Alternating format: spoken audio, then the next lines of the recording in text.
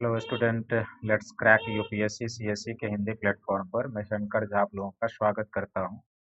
आप अनअकैडमी का सब्सक्रिप्शन कैसे लें और इस सब्सक्रिप्शन को लेकर आप क्या क्या बेनिफिट उठा सकते हैं, उससे पहले आप मेरे बारे में जान लें। मेरे पास 8 वर्षों के टीचिंग का एक्सपीरियंस है और मैंने दिल्ली और दिल्ली के बाहर देश के कई प्रतिष्ठित संस्थानों और शहरों में पढ़ाया है। मैं हिस्ट्री और ज्योग्राफी ऑप्शनल पेपर तथा सामान्य अध्ययन का सेक्शन पढ़ाता हूँ। मैंने यूपीएससी के 2 बार इंटरव्यू दिए हैं। बीपीएससी का मैंने 3 बार इंटरव्यू दिया है और आरपीएससी के मैंने 1 बार इंटरव्यू दिए हैं। ये मेरा अनअकैडमी का टेलीग्राम लिंक है, आप इसे ज्वाइन कर लें, सब्सक्राइब कर लें ताकि क्लास से संबंधित जो भी टाइम टेबल, पेपर कटिंग और पीडीएफ होती है आप यहाँ से प्राप्त कर सकते हैं। अब आप अनअकैडमी का सब्सक्रिप्शन लेना चाहते हैं तो इसके लिए सबसे पहले आपको अपने मोबाइल के प्ले स्टोर से जाके अनअकैडमी का एक लर्निंग ऐप डाउनलोड करना होगा, तब आप अनअकैडमी का सब्सक्रिप्शन और उसके प्रोग्राम का बेनिफिट उठा सकते हैं। जब आप अनअकैडमी का सब्सक्रिप्शन लेते हैं तो आपको क्या-क्या प्राप्त होता है? तो सबसे पहले आपको इसमें डेली लाइव क्लास प्राप्त होता है और इस लाइव क्लास में आप अपने एडुकेटर के साथ चैट करके, डिस्कस करके क्लास से संबंधित जो भी डाउट होती है आप उसको क्लियर कर लेते हैं। दूसरा, आपको लाइव टेस्ट और क्विज मिलता है और इस लाइव टेस्ट और क्विज में आपको प्रीलिम्स का और मेंस का टेस्ट मिलता है और इसके आधार पर आपको अपनी प्रिपरेशन को डेली बेस के आधार पर जांचने का अवसर मिलता है। फिर तीसरा, आपको एक स्ट्रक्चर कोर्स की प्राप्ति होती है जिसमें एक निर्धारित समय में आपके यूपीएससी के पीटी और मेंस का सिलेबस कवर कराया जाता है। और चौथा, आप अनलिमिटेड एक्सेस को प्राप्त करते हैं, अर्थात आप भीड़ का हिस्सा नहीं बनते, देश के सबसे लार्जेस्ट ऑनलाइन एजुकेशन प्लेटफॉर्म से जुड़ जाते हैं, जिसके टॉप एडुकेटर से मार्गदर्शन लेते हैं। और फिर अनअकैडमी के द्वारा हिंदी माध्यम में चलाए गए मोर देन 15,000 से भी अधिक प्रकार के कोर्सेज जो यूपीएससी के पीटी, मेंस और इंटरव्यू गाइडलाइन प्रोग्राम से संबंधित है, आप उसका बेनिफिट उठाते हैं। अर्थात अनअकैडमी का एक सब्सक्रिप्शन लेके आप मल्टी बेनिफिट को प्राप्त कर सकते हैं। अब आप अनअकैडमी का जो सब्सक्रिप्शन जीएस का लेते हैं तो 2 प्रकार का जीएस का सब्सक्रिप्शन है, एक प्लस कोर्स का और दूसरा आइकॉनिक सब्सक्रिप्शन है। तो प्लस कोर्स के 12 मंथ का जो सब्सक्रिप्शन फीस है ये 49,500 रुपया है। लेकिन यदि आप मेरा रेफरल कोड शंकर वाईटी प्रयोग करेंगे तो आप 10% का डिस्काउंट पाएंगे, तब 12 मंथ का प्लस कोर्स का सब्सक्रिप्शन आपको 44,550 में प्राप्त हो जाएगा। और यदि आप 24 मंथ के प्लस कोर्स का सब्सक्रिप्शन लेना चाहते हैं तो इसका सब्सक्रिप्शन फीस 72,000 रुपया है। और मेरा रेफरल कोड शंकर वाईटी प्रयोग करेंगे तो आप यहाँ भी 10% डिस्काउंट पाएंगे, तब 24 मंथ के प्लस कोर्स का सब्सक्रिप्शन आपको 64,800 रुपया में प्राप्त हो जाएगा। इसी प्रकार जीएस का दूसरा सब्सक्रिप्शन जिसको हम लोग आइकॉनिक सब्सक्रिप्शन कहते हैं, इसके 12 मंथ का जो सब्सक्रिप्शन फीस है 69,500 रुपया है। लेकिन यदि आप मेरा रेफरल कोड शंकर वाईटी प्रयोग करेंगे तो आप 10% का डिस्काउंट पाएंगे, तब 12 मंथ के आइकॉनिक सब्सक्रिप्शन आपको 62,550 में प्राप्त हो जाएगा। और यदि आप 24 मंथ का आइकॉनिक सब्सक्रिप्शन लेना चाहते हैं तो यह 1,07,000 का है। और यहाँ भी आप मेरा रेफरल कोड शंकर वाईटी प्रयोग करेंगे तो आप 10% इंस्टेंट डिस्काउंट पाएंगे, तब 24 मंथ का जो आइकॉनिक सब्सक्रिप्शन है आपको 96,300 में प्राप्त हो जाएगा। आइकॉनिक सब्सक्रिप्शन में आपको मिलता क्या है? इसमें आपको डेली लाइव क्लास मिलता है, टेस्ट सीरीज मिलता है, अनलिमिटेड प्रैक्टिस मिलता है, स्ट्रक्चर शेड्यूल्ड मिलता है, पर्सनल कोच मिलता है, daily mains question answer practice कराया जाता है, स्टडी प्लानर मिलता है और पर्सनल फीडबैक मिलता है। तो आइकॉनिक सब्सक्रिप्शन आपके जीएस के प्रिपरेशन के लिए सबसे बेस्ट है, क्योंकि इसमें आपको एक पर्सनल गाइड मिल जाता है और डेली बेस के आधार पर आपको मेंस क्वेश्चन आंसर राइटिंग कराई जाती है, जो यूपीएससी क्रैक करने के लिए सबसे ज़रूरी है। क्योंकि जब आप देश के सबसे प्रतिष्ठित सेवा की तैयारी करते हैं और देश का सबसे टफ कंपटीशन माना जाता है, उसमें एक प्रॉपर आपका मार्गदर्शक होना चाहिए जो आपको कठिन परिस्थितियों में आपको बताए कि आपको किस तरीके से प्रिपरेशन करना है, कैसे आपकी तैयारी चल रही है। आपके लिखे हुए प्रश्न पत्र को चेक करके वो आपको बताए कि आप किस दिशा में जा रहे हैं। इस दृष्टिकोण से आइकॉनिक सब्सक्रिप्शन जो है वो मच बेटर है, तो आप 1 या 2 सालों का आइकॉनिक सब्सक्रिप्शन ले सकते हैं। फिर इसी प्रकार आप अलग से ऑप्शनल पेपर का भी सब्सक्रिप्शन ले सकते हैं। तो ऑप्शनल पेपर के 12 मंथ का जो सब्सक्रिप्शन फीस है ये 27,500 रुपया है। लेकिन यदि आप मेरा रेफरल कोड शंकर वाईटी प्रयोग करेंगे तो आप 10% डिस्काउंट पाएंगे और 10% डिस्काउंट के बाद 12 मंथ का ऑप्शनल पेपर का सब्सक्रिप्शन आपको 24,750 रुपया में प्राप्त हो जाएगा। तो आप अनअकैडमी के 1 या 2 वर्षों का जीएस का सब्सक्रिप्शन और ऑप्शनल पेपर का सब्सक्रिप्शन लेकर प्लस कोर्स में आप मेरे साथ जुड़ सकते हैं, जिसमें जीएस के सेक्शन और ऑप्शनल पेपर के सेक्शन में मैं आपका मार्गदर्शन करूंगा।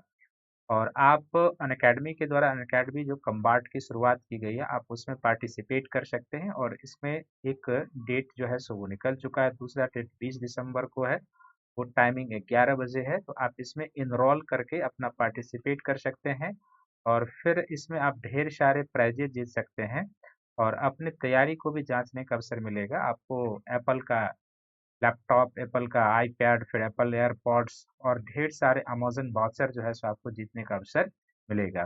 तो आप इसमें पार्टिसिपेट करें। साथ ही अनअकैडमी के द्वारा 2020 के बाद जो 21 का यूपीएससी के प्रीलिम्स का एग्ज़ाम है, अब इसके मात्र 6 मंथ बाकी रह गए हैं।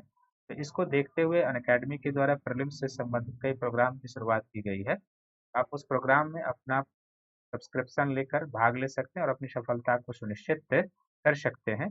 तो बैच सब 14 तारीख से भी स्टार्ट हुए हैं, 15 से भी स्टार्ट हुए हैं और आप देख रहे हैं कि 14 दिसंबर से 2021 के प्रीलिम्स के लिए स्टार्ट हुआ है, 22 के लिए भी है 14 दिसंबर से, फिर 23 के लिए भी स्टार्ट हुआ है और बाइलिंगुअल बैच है, हिंदी बैच है, इंग्लिश मीडियम का सेपरेट बैच है, जिसमें भी आप कंफर्टेबल हैं, आप उसमें भाग ले सकते हैं और अपनी सफलता को सुनिश्चित करते हैं। तो आइए एक बार फिर से सभी का मुगल काल के वीडियो में लेक्चर में आप लोगों का स्वागत है। और मुगल काल जो मध्यकालीन भारत का हम लोग एक तरीके से सेकंड सेक्शन मानेंगे, अभी हम लोग इसमें चल रहे हैं। तो क्लास शुरू करने से पहले सबसे पहले हम लोग ये जान लेते हैं क्लास कनेक्टिविटी के लिए कि अभी तक हम लोग मुगल काल में कवर कहाँ कर चुके हैं। तो आगे के क्लास का आपको थोड़ा सा लिंक मिल जाएगा। तो इसका जो भाग एक था मुगल काल का, जिसको हम लेक्चर एक भी कह सकते हैं, इसमें हमने बाबर के भारत आगमन की परिस्थिति किस प्रकार की थी उस पर डिस्कशन किया था और इसमें बताया था कि बाबर के भारत आगमन के समय उत्तर भारत की राजनीतिक दशा कैसी थी, इसके बारे में हमने बताया था कि उत्तर भारत की राजनीतिक दशा किस प्रकार की थी और वह राजनीतिक दशा किस प्रकार से बाबर के लिए लाभदायक रहा था वो। और दूसरा इसमें हमने आपको बताया था इसी में कि जो पश्चिम एशिया और मध्य एशिया में किस तरीके से राजनीतिक कंडीशन और शक्ति संतुलन बदल रहा था, जिसने भारत को बाबर आने के लिए मजबूर किया था। एक दूसरा जो इसका भाग दो है या जिसको हम लोग लेक्चर दो कहेंगे, इसमें बाबर के भारत आने का कारण मैंने डिस्कशन किया है, 6-7 पॉइंट था उसमें। दूसरा बाबर के द्वारा जो लड़े गए 4 युद्ध उसका विश्लेषणात्मक विश्लेषण है उसमें और कारण परिणाम सभी के साथ। और तीसरा इसमें हमने बाबर के भारत आने का जो महत्व है उस पर डिस्कशन किया था कि राजनीतिक दृष्टिकोण से क्या महत्व है, आर्थिक दृष्टिकोण से क्या महत्व है, सभी दृष्टिकोण से बाबर के भारत आने का एनालिसिस किया गया था। तो दो जो लेक्चर है मुगल काल का वो बाबर पर आधारित है। इसका जो भाग तीन है वो बाबर के बाद हुमायूं के शासनकाल और हुमायूं के बारे में विश्लेषणात्मक एनालिसिस है, तो भाग तीन।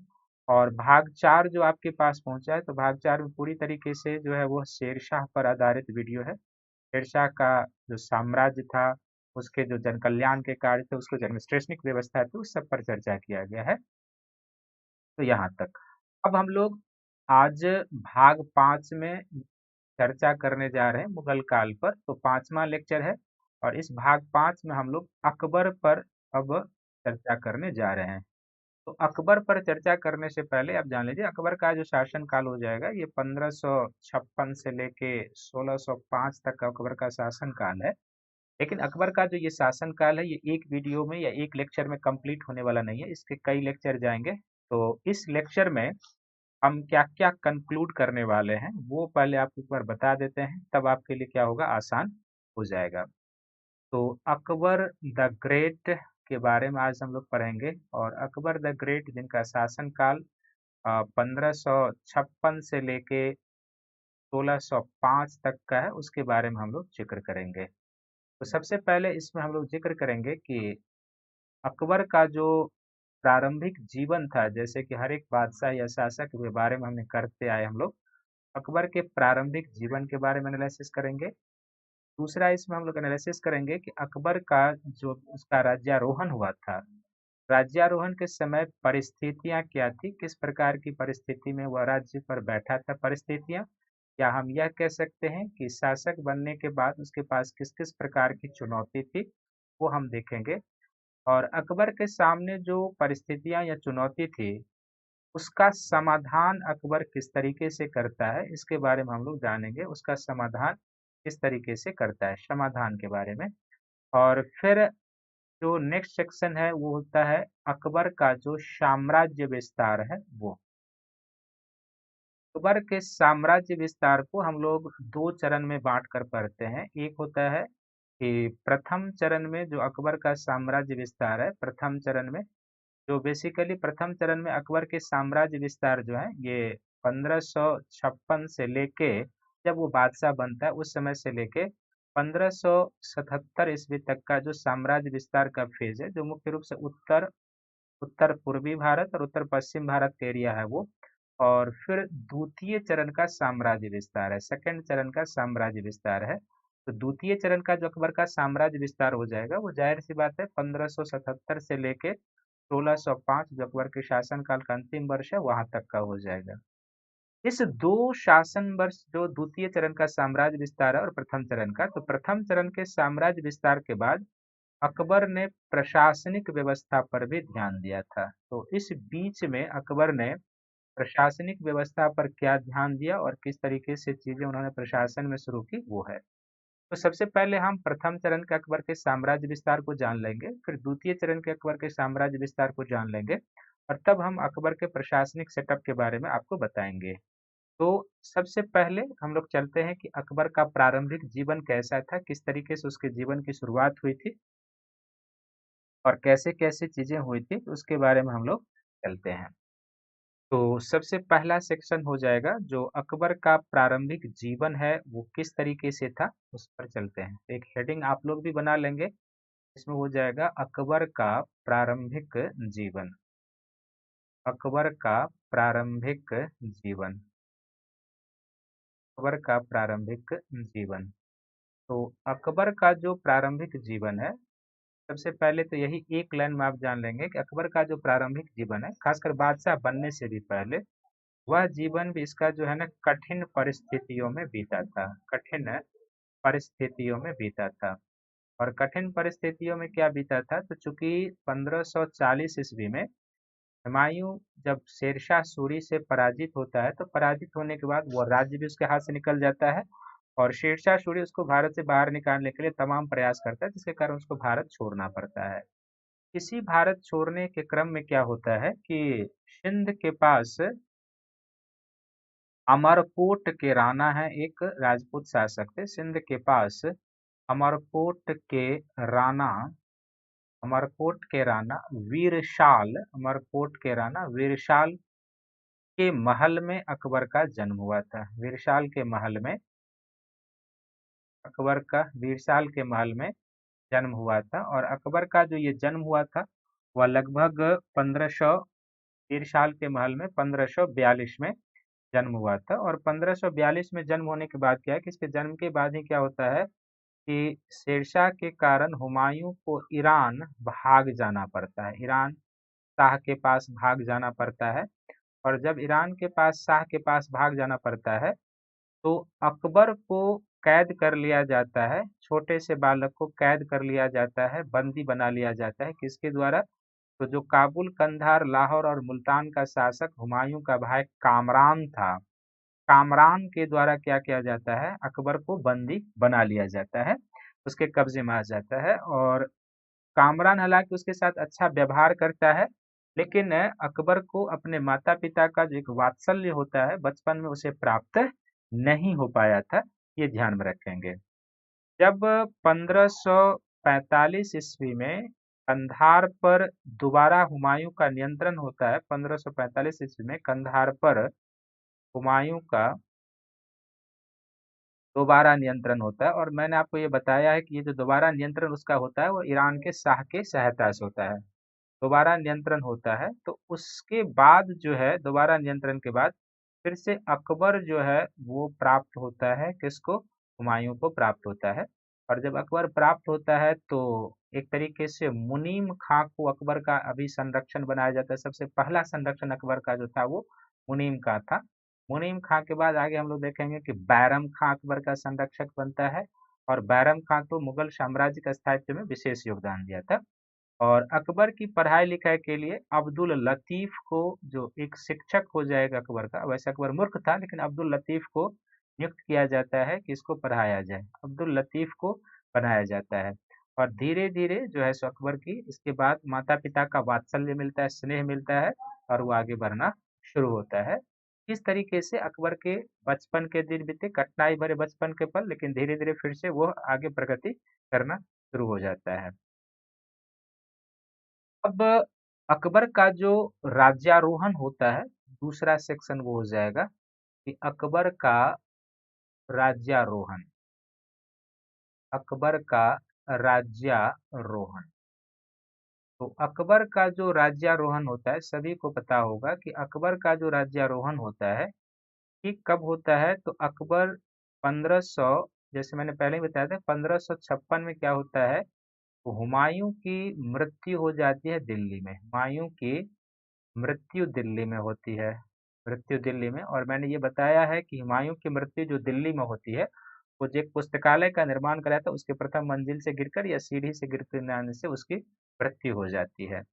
दिल्ली में जिस समय हुमायूं की मृत्यु होती है, ठीक उस समय अकबर पंजाब में कालानौर नामक स्थान पर होता है, पंजाब में कालानौर नामक स्थान पर। और इसी पंजाब में कालानौर नामक स्थान पर जो होता है, तो बेसिकली वह अफगानों के विरुद्ध मुगल सेना का नेतृत्व करता है, अफगानों के विरुद्ध मुगल सैनिक का नेतृत्व करते रहता है, अफगानों के विरुद्ध। यहीं पर जब हुमायूं की मृत्यु हो जाती है, तो आनंद फानन में बैरम खां और कुछ अमीर के द्वारा अकबर को पंजाब के कालानौर नामक स्थान पर ही राज्याभिषेक करा दिया गया। यहीं पर दिल्ली जाने की कोई जरूरत नहीं देखी गई, क्योंकि आनंद फानन में हुआ था, राज्याभिषेक कराया गया और फिर अकबर जो है सो मुगल बादशाह बन गया।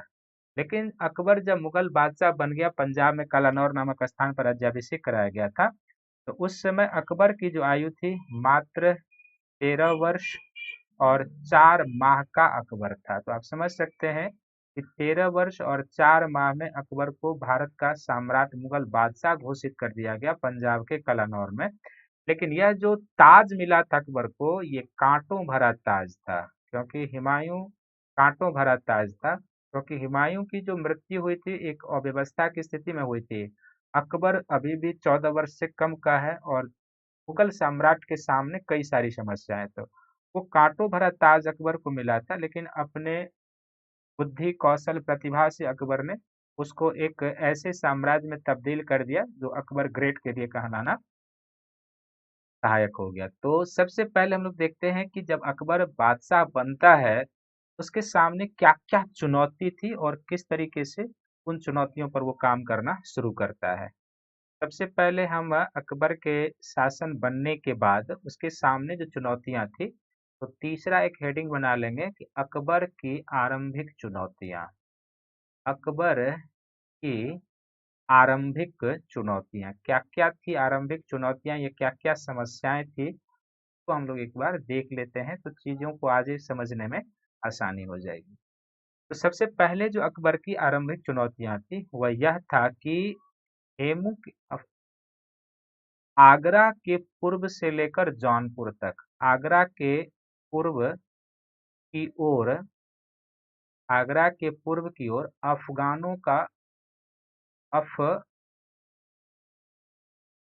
अफगानों का वर्चस्व कायम था, अफगानों का वर्चस्व कायम था। यानी कि सम्राट तो वो बन चुका था लेकिन उसका राज्य बहुत बड़ा नहीं था और वर्चस्व था और काफी शक्तिशाली थे, ये काफी शक्तिशाली थे।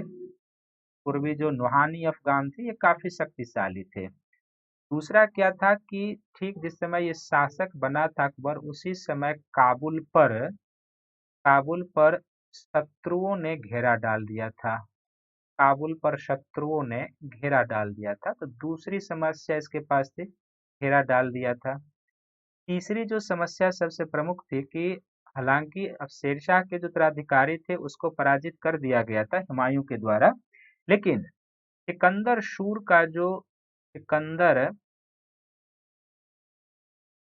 सिकंदर सूर का जो सेनापति था, सिकंदर सूर का सेनापति जिसको हेमू कहते हैं, सेनापति सिकंदर सूर का सेनापति हेमू, ये मुगलों को बाहर निकालने के लिए अपनी शक्ति संयोजित कर रहा था। और हेमू के नेतृत्व में क्या था कि अफगान शक्ति फिर से एक बार संगठित हो रहा था।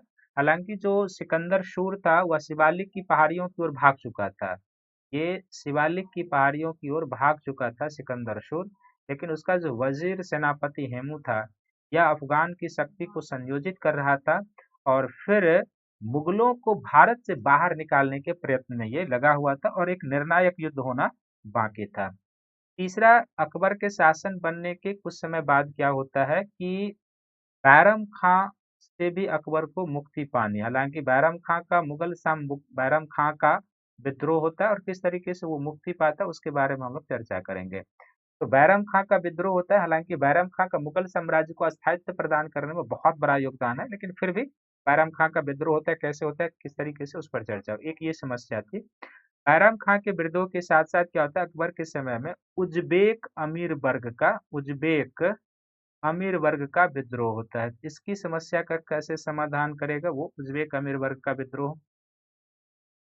तीसरा, इसी के पैरेलल जिस समय उज्बेक अमीर वर्ग का विद्रोह होता है, ठीक उसी के पैरेलल मिर्जा जो रिलेशन में अकबर के तैमूरी परंपरा से आते थे, तैमूरी कुल से थे, मिर्जा वर्ग का विद्रोह होता है। दोनों विद्रोह जो होता है ये पैरेलल होना शुरू होता है। और फिर इसके अतिरिक्त अकबर को क्या है कि आदम खां अकबर के शासन काल में ये इसके आदम खां का विद्रोह होता है और इसकी भी समस्या का समाधान अकबर करेगा। तो इन सभी के बारे में हम लोग जानेंगे। और देखिए, जो उज्बेक विद्रोह है, जो मिर्जा विद्रोह है, जब आप इसको समझ लेंगे तो आगे अकबर की जो पॉलिसियां हैं उसको समझने में मदद मिलेगी। खासकर जो अकबर राजपूत की नीति अपनाता है, तो राजपूत पर क्यों वो ट्रस्ट करता है, आप इन चीजों से समझ सकते हैं कि क्योंकि बैरम उज्बेक जो था वो मुगल के साथ आए थे, मिर्जा उसके रिलेशन वाले थे। तो जब रिलेशन वाले उसके अगेंस्ट विद्रोह कर रहे, उसको शासक मानने के लिए तैयार नहीं था, तो ऐसे लोगों को प्रशासन में बहुत बड़ा पद देना, उनके ऊपर विश्वास करना अकबर के लिए अच्छा नहीं होता है। संभव है कि यह भी एक कारण था कि अकबर ने राजपूत नीति अपनाई और राजपूतों को प्रशासन में बड़ा पद देने का निर्णय लिया था। क्योंकि राजपूत अपने वादे के पक्के वीर तो थे ही, तो एक बार जो वचन दे दिया उससे पीछे मुकरने वाले नहीं थे। तो संभव है कि अकबर की राजपूत नीति को, जो आगे हम डिस्कशन करेंगे, उसकी बेटर समझ आपकी विकसित होगी। इससे मिर्जा वर्ग और उज्बेक वर्ग को विद्रोह से आप उसको समझ सकते हैं। तो सबसे पहले इसमें हम लोग चलते हैं कि जो आगरा के पूर्व में अफगानों का वर्चस्व था और एक शक्तिशाली वो अफगान राज्य स्थापित करने का सपना देख रहे थे, इसका नेतृत्व बेसिकली कौन कर रहा था, सिकंदर शाह सूरी कर रहा था, यानी उसका सेनापति हेमू कर रहा था। तो हम लोग चलते हैं सबसे पहले हेमू की समस्या का समाधान कैसे होता है और किस तरीके से वो करता है उसके बारे में हम लोग जानते हैं। तो हेमू की समस्या के समाधान को समझने के लिए सबसे पहले हम लोगों को कहाँ जाना होगा, तो एक हेडिंग बना लेंगे किस चीज का, तो पानीपत का ये युद्ध, पानीपत का द्वितीय युद्ध।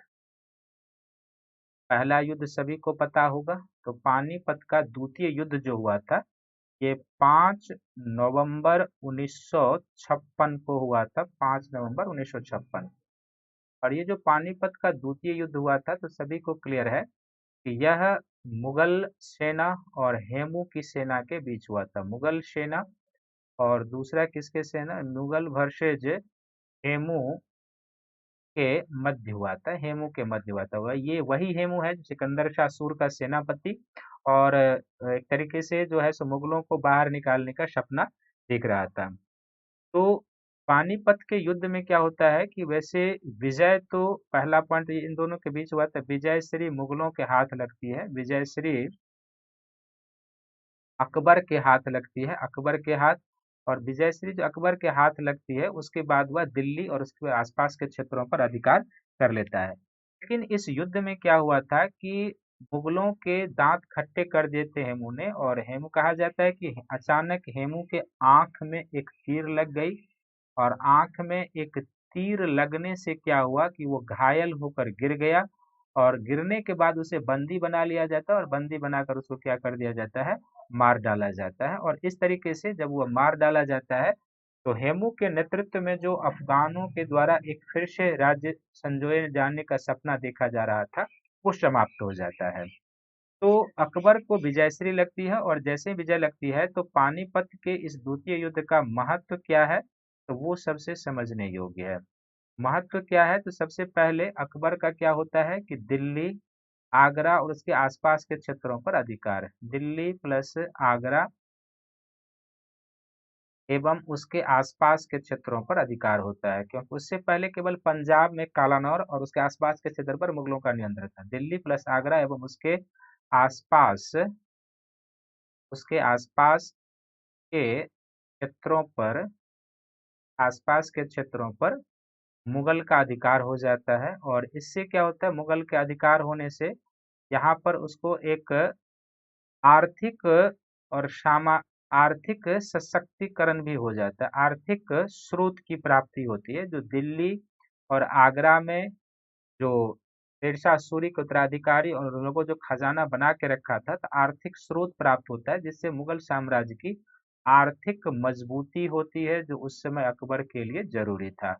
तो एक आर्थिक मजबूती भी इससे मिल जाती है। दूसरा इसका महत्व क्या है कि पानीपत के युद्ध में हार के बाद जो एक राज्य की स्थापना हुई थी लोदी वंश के नेतृत्व में, दूसरे अफगान राज्य की स्थापना की थी शेरशाह सूरी के नेतृत्व में, और हेमू जो था वह भी चाह रहा था कि वह एक अफगान राज्य स्थापित करे। तो तीसरे अफगान राज्य स्थापित होने का जो सपना था, तीसरे अफगान राज्य स्थापित होने का सपना ध्वस्त हो जाता है। स्थापित होने का स्वप्न जो है वो स्वप्न ध्वस्त हो जाता है। ये इसका महत्व है, क्योंकि इसके बाद ये जो अफगान सत्ता की जो अफगानों की चुनौती थी वो हमेशा के लिए समाप्त हो जाती है। इसके बाद अफगान की चुनौती अफगान की चुनौती लगभग समाप्त हो जाती है। अफगानों की चुनौती समाप्त हो जाती है। हालांकि बिहार बंगाल का जब यह अकबर के द्वारा अभियान किया जाता है, तो उस समय कुछ अफगान जो छोटे छोटे होते हैं वो देखे जाते हैं, लेकिन मूल रूप से जो मुगलों को अफगान सत्ता से चुनौती मिल रही थी, इससे पहले जो भी मिली थी वो सब इस समय आकर क्या होता है, समाप्त हो जाता है। तो पानीपत के युद्ध का वही महत्व है। एक तरीके से आप कह सकते हैं, जो बाबर के नेतृत्व में पानीपत का प्रथम युद्ध लड़ा गया था, वहां पर पानीपत के प्रथम युद्ध से मुगल राजवंश की भारत में स्थापना हुई थी। और यहाँ पर पानीपत युद्ध के बाद क्या होता है, तो मुगल राजवंश जो हुमायूं के द्वारा फिर से पुनर्स्थापित किया गया था, उसको एक शक्ति मिल गई, क्योंकि उस समय मुगल राज्य पानीपत के युद्ध से पहले केवल पंजाब और लाहौर के आसपास केंद्रित था। दिल्ली, आगरा, उसके समस्त क्षेत्रों पर अफगान हेमू और आदिल शाह शूर का नियंत्रण, और गुजरात, मालवा, राजपूताना सभी प्रदेश जो थे लगभग स्वतंत्र हो चुके थे उस समय, और फिर से पूरे को जीतने था। तो पानीपत के द्वितीय युद्ध का ये इतिहास में महत्व है कि वो उसने प्रथम युद्ध ने मुगल राजवंश की स्थापना की, तो द्वितीय युद्ध ने क्या किया, मुगल राजवंश को स्थायित्व प्रदान किया, एक आधार प्रदान किया दिल्ली और आगरा में। अब इसके बारे में थोड़ा सा आपको हेमू के बारे में भी जान लेना चाहिए, क्योंकि हेमू से भी कभी कभी प्रश्न बनता है।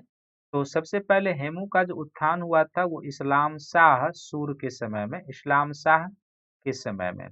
और इस्लाम शाह के समय में हेमू क्या था कि सूर वंश के सूर शासकों का वजीर के पद पर इसको बताया गया था। और इसके बाद वजीर ने इसको कहेंगे बाजार का अधीक्षक बनाया गया था। इस्लाम शाह सुर के समय बाजार का अधीक्षक था, और बाजार के अधीक्षक जो होते थे उसको कहा जाता था शाहना। तो इस्लाम शाह सूर के समय में हेमू को क्या बनाया गया था, बाजार का अधीक्षक शाहना के पद पर बनाया गया था। और इसकी जो असली पदोन्नति होती है वो बेसिकली होती है आदिल शाह के समय में, आदिल शाह के समय में। और आदिल शाह के समय में जो हेमू की पदोन्नति होती है, तो आदिल शाह ने जो है ना इसे अपना वजीर बनाया था, और वजीर बनाने के बाद क्या है कि इसे विक्रमादित्य की उपाधि दिया था। भारतीय इतिहास में 14 विक्रमादित्य के नाम मिलते हैं, उसमें से ये अंतिम विक्रमादित्य था। तो आदिल शाह ने इसे विक्रमादित्य की उपाधि दी थी, ये भी ध्यान रखेंगे। और इसके बारे में सबसे महत्वपूर्ण बात यह है कि हेमू जो था पानीपत के द्वितीय युद्ध से पहले 22 युद्ध लड़ चुका था। पानीपत के युद्ध से पहले, यानी पानीपत का युद्ध हेमू का 23वां युद्ध था। तो 22 युद्ध लड़ चुका था और इसमें से किसी भी युद्ध में इसको पराजय का मुंह देखना नहीं पड़ा था। इसमें पहली बार पानीपत के युद्ध में उसको पराजय, क्योंकि पानीपत के युद्ध से पहले भी मुगल सेना और हेमू की सेना के बीच, आगरा और दिल्ली के बीच में एक छोटी सी झड़प हुई थी, जिसमें हेमू ने मुगल सेना को बुरी तरीके से पराजित किया था। लेकिन बाद में बैरम खां के नेतृत्व में मुगल ने शक्ति संयोजित करके पानीपत के द्वितीय युद्ध में मुगल हेमू को पराजित किया था। तो एक वीर था, इसमें कोई दो राय नहीं है। 22 युद्ध लड़ा था, किसी में उसको पराजय के मुंह देखने नहीं पड़े थे। 23वां युद्ध जो पानीपत का हुआ था उसमें उसको पराजय का मुंह देखना पड़ा था और उसके जीवन का भी इसी युद्ध में अंत हो जाता है। अब जब अकबर पानीपत के युद्ध के जीत के बाद दिल्ली और आगरा उसके कब्जे में आ जाता है, तो धीरे धीरे हालांकि वो प्रथम चरण के साम्राज्य विस्तार का भी समय शुरू हो जाता है। तो हम अभी साम्राज्य विस्तार पर चर्चा नहीं करेंगे, और अकबर के साम्राज्य विस्तार का जो समय है जो शुरू करता है अकबर, वह 1561 से शुरू हो जाता है। लेकिन अभी हम लोग चलते हैं कि बैरम खां से कैसे और क्या होता है। तो एक हेडिंग बना लेंगे, जैसे कि हमने समस्या में आपको दिखाया था कि अकबर के सामने कौन कौन सी समस्याएं थी जब वो बादशाह बना था। तो बादशाह बनने के बाद उसके सामने समस्याएं थी। एक अफगान समस्या हेमू के नेतृत्व में दो, दूसरा अब हो जाएगा एक हेडिंग बनाएंगे जिसको हम लोग कहेंगे अकबर और बैरम खां।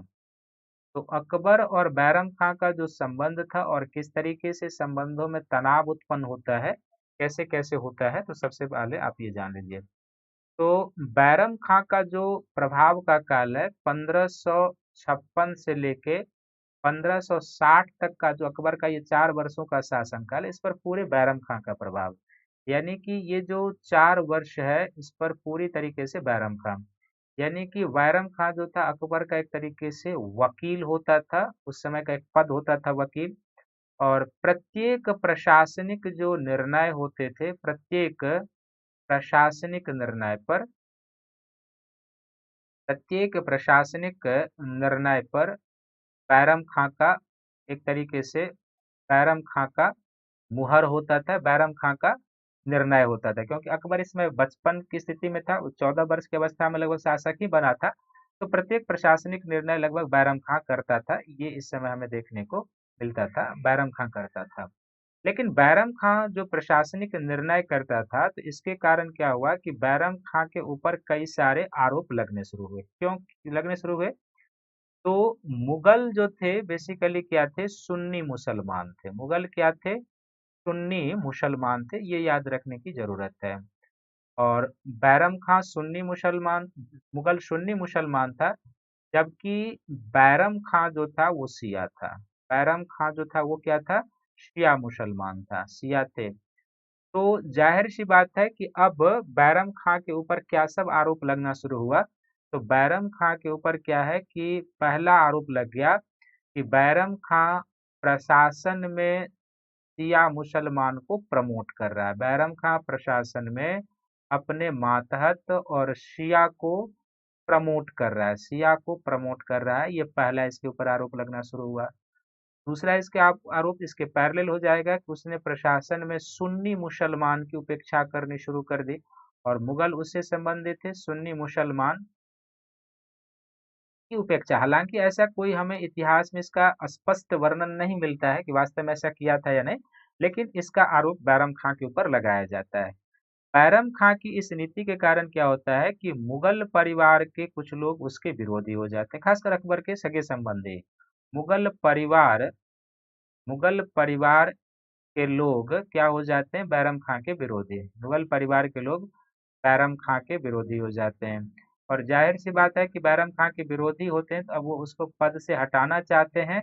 और इसके कारण क्या होता है? चौथा कि बैरम खां के विरुद्ध मुगल दरबार में षड्यंत्र की शुरुआत हो जाती है, षड्यंत्र होने लगते हैं।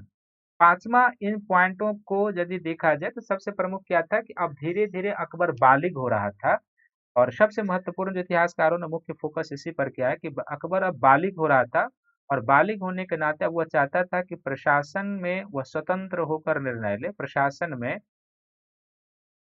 स्वतंत्र होकर निर्णय ले, उसके निर्णय के ऊपर कोई किसी का प्रभाव ना हो, स्वतंत्र होकर निर्णय ले, स्वतंत्र होकर निर्णय ले, वो यह चाहता था। जबकि आप देख रहे हैं कि अभी तक जो भी 1556 से 60 तक जो भी होता है, सब बैराम खां के नियंत्रण में होता है। तो अकबर भी धीरे धीरे क्या था कि वो चाहता था कि स्वतंत्र हो जाए बैराम खां के संरक्षण के काल से, और वह स्वतंत्र निर्णय ले, एक संप्रभु शासक की तरह व्यवहार करे। और किसी भी शासक के साथ यह होता है कि जब वो शासन करे तो एक संप्रभु शासक के रूप में व्यवहार करे। तो अकबर इस समय क्या करता है कि जब अकबर को भी यह लगने लगा कि वो स्वतंत्र होकर व्यवहार करे, तो इस समय क्या था, अकबर आगरा में रहता था। मुगलों का रहना इस समय आगरा में होता था। अकबर क्या करता है कि तेजी से, यानी कि बहुत जल्दी ही दिल्ली पहुंच जाता है। और अकबर जब दिल्ली पहुंचता है तो दिल्ली पहुंचने के बाद क्या होता है, तो वह अमीरों के नाम एक फरमान जारी कर देता है। अमीरों के नाम एक फरमान जारी करता है, और उस फरमान में क्या रहता है, यह रखा रहता है कि अमीर वर्ग बादशाह के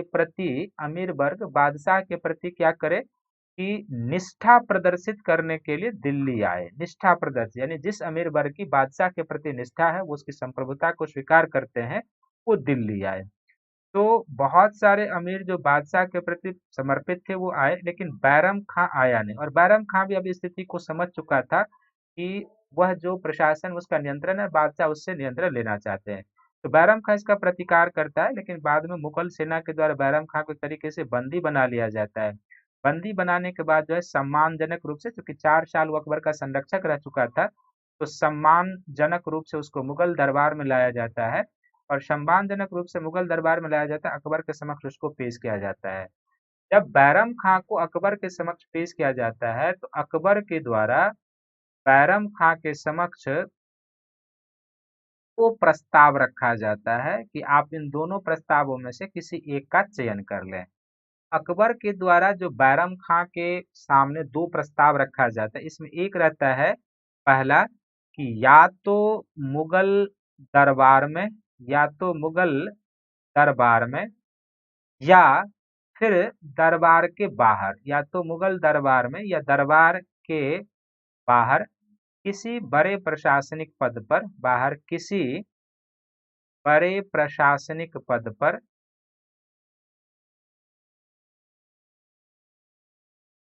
किसी बड़े प्रशासनिक पद पर रहकर, बड़े प्रशासनिक पद पर रहकर साम्राज्य की सेवा करें, साम्राज्य की सेवा करें। पहला प्रस्ताव इसके सामने ये। और दूसरा प्रस्ताव जिसके सामने आया वो यह था कि या तो वो मक्का हज के लिए यात्रा कर जाए, मक्का हज के लिए चले जाएं। जाहिर सी बात है कि बैरम खां जो 4 वर्षों तक शासन का सुख भोग किया था, पूरे निर्णय पर उसका अधिकार होता था, वह पहला जो ऑफर था बादशाह का वो कभी स्वीकार नहीं करता। तो बैरम खान ने क्या किया, दूसरा ऑफर स्वीकार किया। यानी बादशाह ने जो कहा था कि आप शांति पूर्वक मक्का हज करने के लिए चले जाएं, तो मक्का हज करने की वो यात्रा करता है। लेकिन जब वो हज के लिए जाता है तो अहमदाबाद के नजदीक गुजरात में अहमदाबाद के नजदीक एक पाटन जगह है। इस पाटन नामक स्थान पर क्या होता है कि एक अफगान के द्वारा, जिससे उसके पहले से ही दुश्मनी चली आ रही थी, एक अफगान के द्वारा बैरम खां की हत्या कर दी जाती है। तो बैरम खां हज करने के लिए जा नहीं पाते हैं। तो ये कभी कभी पीटी में पूछा जाता है कि बैरम खां की हत्या किसके द्वारा की गई थी, तो एक अफगान के द्वारा, जिससे उसके पहले से ही दुश्मनी हो चले आ रहे थे। और हज की यात्रा के लिए जब वो जा रहा था, अहमदाबाद के निकट पाटन में उसकी हत्या कर दी जाती है। लेकिन पाटन में उसकी हत्या कर दी जाने के बाद क्या होता है, यहाँ से भी आगे आपको जान लेना चाहिए। तो हत्या करने के बाद बैरम खां की जो विधवा पत्नी अब बच गई थी, तो बैरम खां की विधवा जो रिलेशन में अकबर का सिस्टर का रिलेशन होता है, उससे अकबर क्या करता है, निकाह कर लेता है। यानी बैरम खां की विधवा से अकबर निकाह कर लेता है। और दूसरा, जो बैरम खां का पुत्र था, एक छोटा सा बालक, उस पुत्र को अपने पुत्र की तरह पालता है। यानी कि बैरम खां के पुत्र को अपने पुत्र की तरह पालन पोषण करता है। और बैरम खां के पुत्र को अपने पुत्र की तरह पालन पोषण करता है। यही व्यक्ति, जो ये पुत्र था, आगे चलकर अब्दुर रहीम खान खाना, अब्दुर रहीम खान ए खाना के नाम से प्रसिद्ध हुआ। अब्दुल रहीम खान ए खानन के नाम से प्रसिद्ध होता है। और इसने मुगल साम्राज्य की भरपूर सेवा की, कई सैनिक अभियानों के प्रमुख रहे, कई असैन्य पद पर भी रहे। इनको अकबर ने मनसबदार का पद दिया था। तो इस तरीके से बैरम खां और उसके परिवार का आपको इतिहास देखने को मिलता है। तो 1560 में यहाँ पर फाइनल निष्कर्ष ये निकलना दिखना समझना है कि 1560 में अकबर क्या होता है कि बैरम खां के नियंत्रण से भी मुक्त हो जाता है। तो दूसरी जो समस्या बैरम खां का था वो भी क्या हो गया, समस्या नहीं कहेंगे, एक तरीके से जो अकबर का था कि हमें चाहिए वो उसको मिल गया था, एक बादशाह की जो चाहत थी वो। लेकिन तब बैरम खां का जो मुगल प्रशासन या मुगल के शुरुआती दिनों में योगदान है उसको इनकार नहीं किया जा सकता है। तो ये पॉइंट आप जरूर याद रखेंगे कि यहाँ पर बैरम खां की कहानी तो अंत हो जाती है, परंतु बैरम खां के नेतृत्व में परंतु बैरम खां के नेतृत्व में यानी कि उसके मरने से पहले बैरम खां के नेतृत्व में मुगलों ने जो प्रमुख सफलता प्राप्त की थी, तो सबसे पहला क्या हो जाएगा कि इस समय जो कुछ अमीर वर्ग का विद्रोह हो रहा था, जो बादशाह जब अकबर बना था उस समय भी उसके अमीर वर्गों ने विद्रोह किया था। तो अमीर वर्ग पर नियंत्रण रखने में बैरम खान ने अकबर की सहायता की थी, अमीर वर्ग पर नियंत्रण रखने में सहायता की थी। दूसरा जो राज्याभिषेक के समय मैंने बताया था कि काबुल पर शत्रु का अधिकार कर लिया था, घेरा डाल दिया था, तो काबुल का बचाव करने में बचाव करने में बैरम खां की महत्वपूर्ण भूमिका, बचाव करने में बैरम खां की महत्वपूर्ण भूमिका, इसके इन उपलब्धियों से इनकार नहीं किया जा सकता। तीसरा जो ग्वालियर विजय होती है वो बैरम खां के प्रयासों से होती है। इस समय जो ग्वालियर विजय होती है उसमें बैरम खां का प्रमुख योगदान होता है।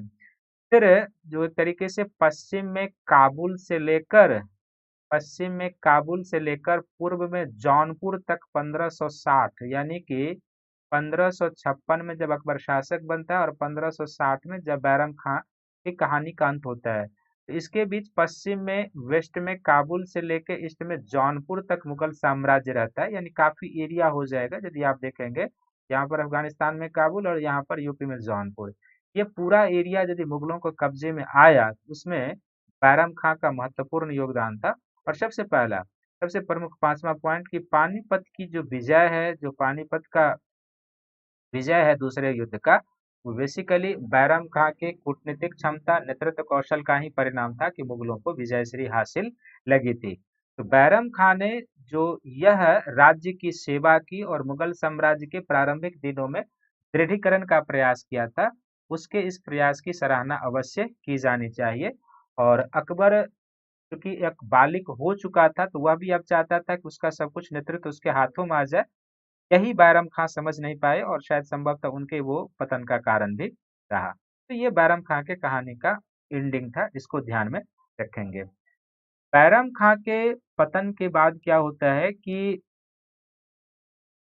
1500 तीसरा पॉइंट जो हो जाएगा, बैरम खां के पतन के बाद जो है से ना आदम खां आदम खां और एक है माहम अनगा माहम अनगा।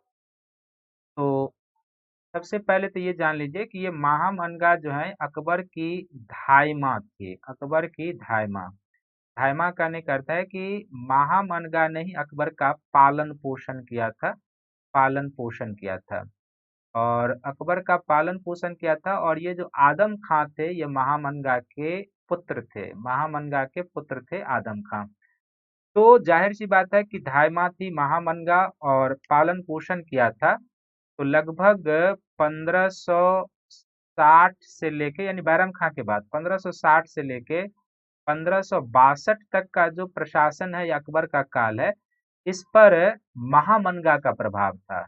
और महामनगा के प्रभाव होने के कारण ये जो 1560 से 62 तक का शासन काल अकबर के समय का, इसको पर्दा शासन भी कहा जाता है। पर्दा शासन कहते हैं, या एक तरीके से इसी पर्दा शासन को कुछ इतिहासकारों ने पेटीकोट शासन के नाम भी दिए हैं, पेटीकोट शासन कहा है, क्योंकि इसका मूल रीजन यही है कि जिस तरीके से 1556 से लेके 1560 तक अधिकांश प्रशासनिक निर्णयों पर बैरम खां का निर्णय होता था या बैरम खां का ही मुहर होता था, ठीक उसी तरीके से 1560 से 1562 तक जो कुछ प्रशासनिक निर्णय होते थे उस पर महामनगा का प्रभाव अधिक था।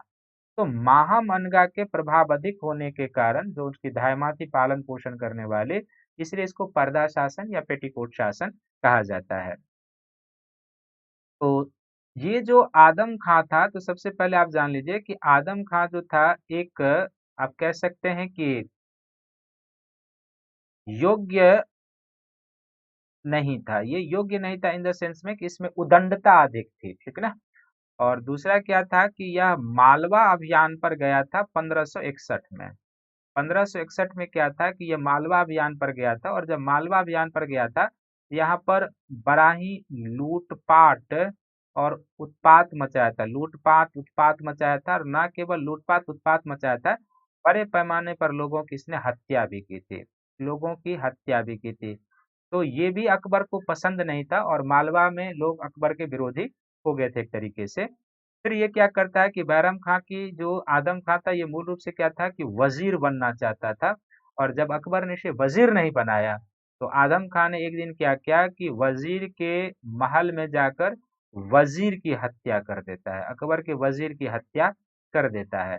और जब अकबर के वजीर की हत्या कर देता है, तो अकबर इससे गुस्से में आकर क्या करता है कि किले के छत से इसको नीचे फेंकवा देता है। किले के छत से इसको नीचे फेंकवा देता है, और आदम खां की मृत्यु हो जाती है।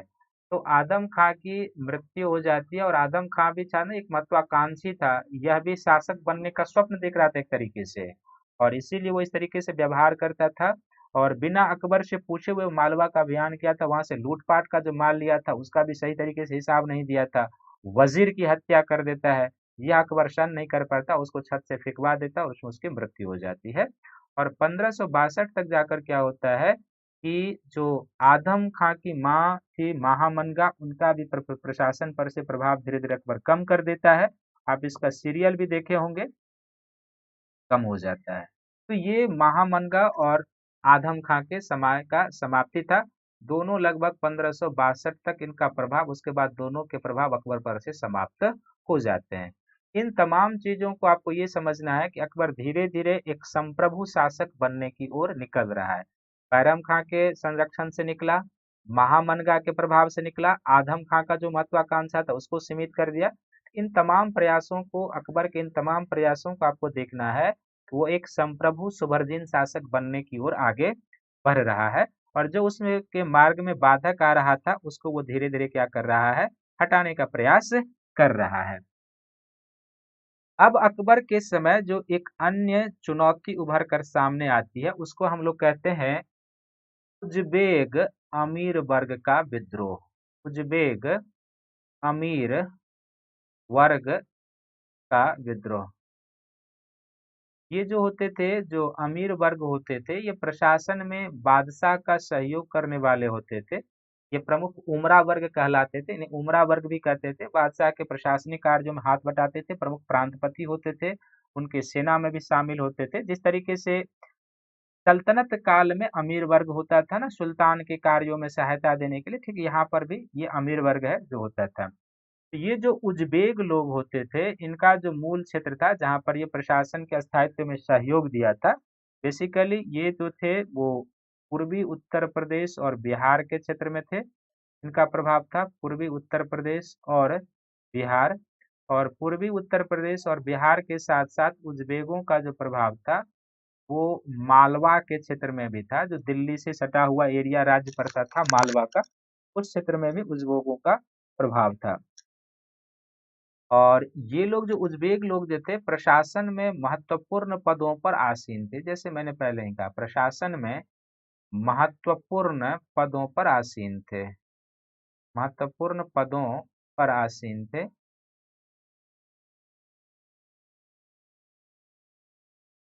महत्वपूर्ण पदों पर आसीन थे।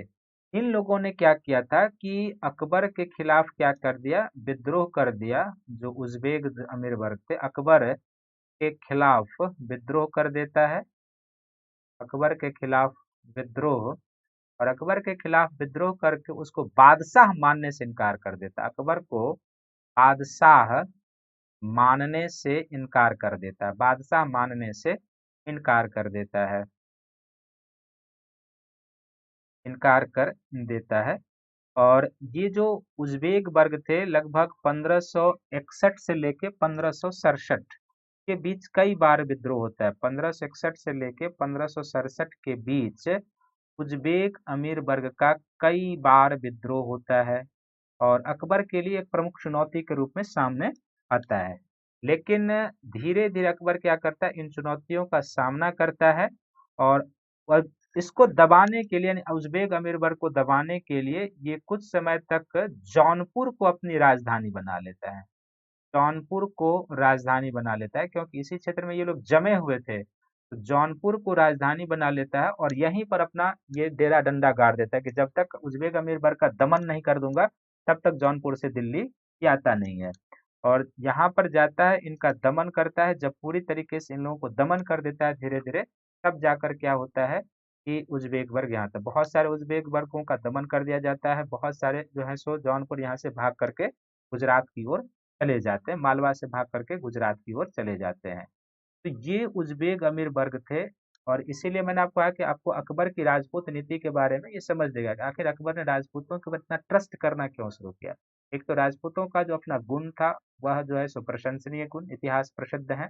वीर तो होते ही थे, वचन के भी पक्के होते थे। और अब यहाँ देखिए कि ये जो उज़्बेक अमीर वर्ग थे, जिनको इन्होंने प्रशासन में प्रमुख पद पर बैठा रखा था, यही इनको बादशाह मानने से इनकार कर रहे हैं, यही इनके खिलाफ विद्रोह कर रहे हैं।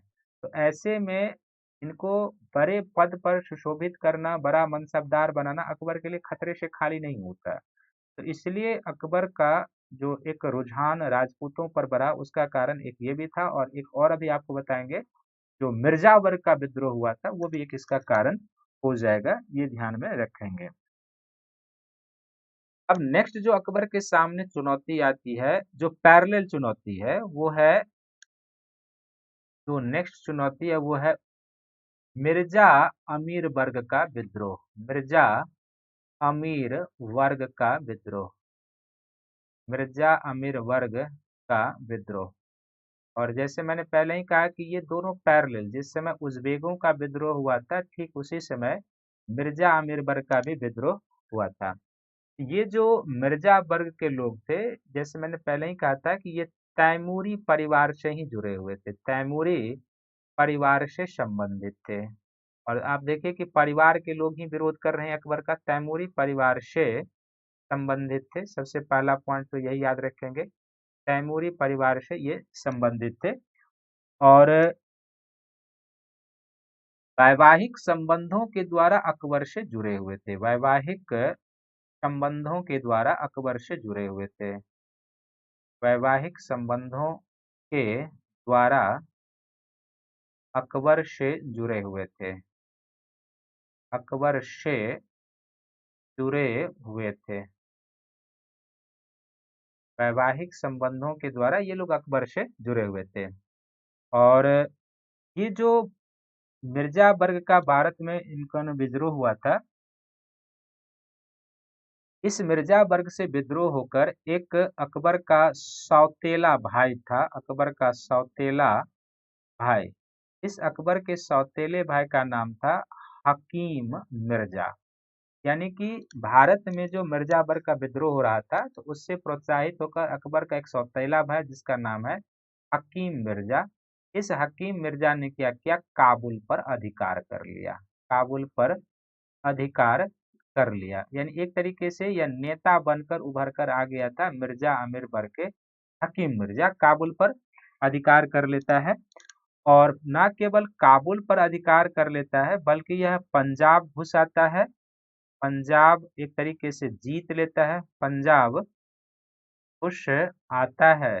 और न केवल पंजाब घुस आता है, बल्कि यह क्या करता है, पंजाब घुसाने के बाद लाहौर का घेरा डाल देता है। लाहौर का घेरा डाल देता है, घेरा डाल दिया। इसका इतना दुस्साहस बढ़ गया कि इसने लाहौर का घेरा डाल दिया था। और उज़्बेक विद्रोहियों ने इसे अपना बादशाह भी घोषित कर दिया था। मैंने कहा था पैरेलल ये विद्रोह हुआ था हकीम मिर्जा को, जो उज़्बेक विद्रोही थे जिसके बारे में अभी जिक्र हुआ, जो जौनपुर, बिहार, पूर्वी उत्तर प्रदेश, मालवा के क्षेत्रों में थे। उज़्बेक विद्रोही ने उज़्बेक विद्रोही ने अपना बादशाह घोषित कर दिया। उज़्बेक विद्रोही ने अपना बादशाह घोषित कर दिया, ये ध्यान में रखेंगे, बादशाह घोषित कर दिया। अकबर अब क्या करता है कि अकबर जब देखता है कि इस तरीके से हो जाता है, तो वह जो उज़्बेक विद्रोह को दबाने के लिए जौनपुर में रहता है, तो सबसे पहले क्या करता है कि चूँकि दोनों पैरेलल था और उज़्बेक विद्रोह को दबाने के लिए जौनपुर में था, अकबर इसी समय क्या करता है, जौनपुर से लाहौर की ओर प्रस्थान करता है। लाहौर की ओर प्रस्थान करता है और लाहौर की ओर प्रस्थान करने का उद्देश्य एक ही है कि लाहौर का जो घेरा डाला है हकीम मिर्जा के द्वारा, उसको बचाना है। लाहौर की ओर प्रस्थान करता है और जैसे ही ये लाहौर की ओर प्रस्थान करता है, तो जो हकीम मिर्जा है, वह क्या करता है, लाहौर छोड़ के भाग जाता है। हकीम मिर्जा मुगल सेना के डर से हकीम मिर्जा क्या होता है, मुगल सेना के डर से लाहौर छोड़कर भाग जाता है, या लाहौर छोड़कर क्या होता है, छोड़कर भाग जाता है। इसी बीच क्या होता है कि अकबर के द्वारा मिर्जावर के जैसे ये भागता है, तो इनकी जो शक्ति होती है वो भी कमजोर होती है और मुगल सेना के बदौलत पर मिर्जावर के विद्रोह का भी क्या किया जाता है, दमन कर दिया जाता है। मिर्जा के विद्रोह का शक्ति के बल पर अकबर के द्वारा क्या कर दिया जाता है, दमन कर दिया जाता है। और जो कुछ विद्रोही रहते हैं, ये भी लोग क्या होते हैं, कुछ गुजरात, कुछ मालवा के क्षेत्रों की ओर भाग जाते हैं और इस तरीके से इनके विद्रोह को भी दमन कर दिया जाता है। इन तमाम, तो ये जो समय है लगभग कब का है, लगभग आप देख रहे हैं कि 1567-68 के वर्षों का समय है, ये ध्यान में रखने की जरूरत है। तो इस पैरेलल में हालांकि अकबर का साम्राज्य विस्तार भी चलता रहा। जैसे मैंने पहले कहा कि अकबर के साम्राज्य विस्तार की प्रक्रिया 1561 से शुरू हो जाती है मालवा विजय से। लेकिन हमने आपको साम्राज्य विस्तार नहीं बताया इसमें, पहले एक हमने सेक्शन डिजाइन कर लिया था जो आपको अब समझ में आ गया होगा कि अकबर को पहले किन किन चुनौतियों का सामना करना पड़ा था, वो मैंने आपको बता दिया। ये एक सेक्शन समाप्त हो गया। अब जब आप अकबर के साम्राज्य विस्तार की प्रक्रिया को पढ़ेंगे तो वो आपको ज्यादा समझ में आएगा। तो इसमें जो है सो आपने किन किन चीजों का अध्ययन कर लिया है, वो है कि एक सिनॉप्सिस के रूप में आप समझ लें तो आपके लिए ज़्यादा बढ़िया होगा। सबसे पहले आज के टॉपिक में आपने जान लिया कि अकबर के प्रारंभिक जीवन किस तरीके से बीते थे, उसके बारे में हम लोगों ने देख लिया, प्रारंभिक जीवन। फिर दूसरा हम लोगों ने देखा कि अकबर का जो राज्याभिषेक हुआ था, वह किस परिस्थिति में हुआ था और किस तरीके से हुआ था, राज्याभिषेक के बारे में देख लिया। तीसरा हम लोगों ने देख लिया कि अकबर जब बादशाह बनता है, तो बादशाह बनने के समय उसके सामने क्या चुनौती थी, वो चुनौती कई सारे थे, साम्राज्य विस्तार की थी, प्रशासन को सुदृढ़ बनाना भी था। तो इस चुनौती में आपको एक चुनौती तो दिखाई देगा कि अकबर को साम्राज्य का सुदृढ़ीकरण करना था, सुदृढ़ीकरण करना था, क्योंकि हुमायूं जो दोबारा शासक बना था, तो उसको 6 महीने ही शासन करने का समय मिला और वह चल बसा, तो वह भी। और बाबर को, और जो उसका पहला फेज है, तो पहले फेज में भी वो हुमायूं जो है सो शेरशाह से और बहादुर शाह से लड़ता रहा। साम्राज्य के प्रशासनिक सेटअप का विकास नहीं हो पाया था, बाबर को समय नहीं मिला था, तो वो भी प्रशासनिक सेटअप विकसित नहीं कर पाया था। तो एक तो साम्राज्य का सुदृढ़ीकरण करना था, दूसरा क्या करना था अकबर को कि एक बेहतर प्रशासनिक व्यवस्था भी स्थापित करनी थी, प्रशासनिक व्यवस्था स्थापित करनी थी। ये भी अकबर के पास था, प्रशासनिक व्यवस्था स्थापित करना।